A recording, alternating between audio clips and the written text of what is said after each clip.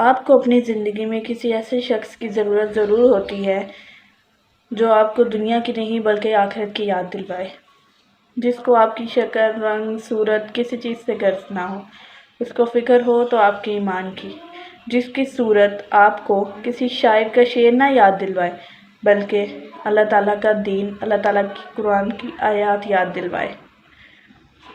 وہ چلتے پھرتے آپ سے پوچھے، ہاں بتا ایمان کے کیا حالات ہیں، نمازوں میں کوتاہی تو نہیں ہو رہی، اور پھر آپ کو موٹیویشن دے، اس کی موٹیویشن سے آپ کا ایمان تازہ ہو جائے۔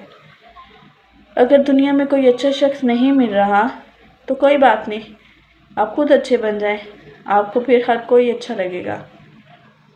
ایباں اُتے پردہ پا، تھالی اُتے تھالی رکھ، چھوڑ مثالاں لوکاں تئیں، اپنا آپ مثالی رکھ۔ جو نیک لوگ ہوتے ہیں وہ اللہ تعالیٰ کی بہت بڑی نعمت ہوتے ہیں۔ اگر آپ کی زندگی میں ایسا کوئی شخص ہے تو اللہ تعالیٰ کا شکر ادا کریں کہ اللہ تعالیٰ نے آپ کو ایسے شخص سے نوازا ہے جو آپ کو دین کی یاد دلوا دے۔ قیامت کے دن اللہ تعالیٰ اپنے نیک بندوں سے کہیں گے کہ تم تو جنت میں جا رہے ہو تو اپنے ساتھ 70 لوگوں کی شفاعت کر کے ان کو بھی ساتھ لے جاؤ۔ تو پھر وہ نیک لوگ کن کی شفاعت کریں گے؟ انہی کی شفاعت کریں گے نا جو ان کے ساتھ بیٹھتے ہوں گے، ان سے سیکھتے ہوں گے، ان سے کچھ نہ کچھ سمجھتے ہوں گے۔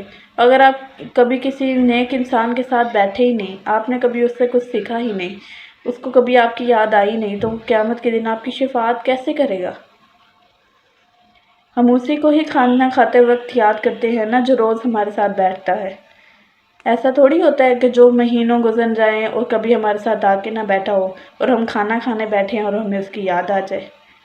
اسی طرح قیامت کے دن بھی ہمیں وہی لوگ یاد آئیں گے جو دنیا میں ہمارے ساتھ روز رہتے ہوں گے۔ تو اپنے زندگی میں کسی ایسے انسان کو ڈھونڈے جس کی صورت میں آپ کا ایمان تازہ ہو جائے۔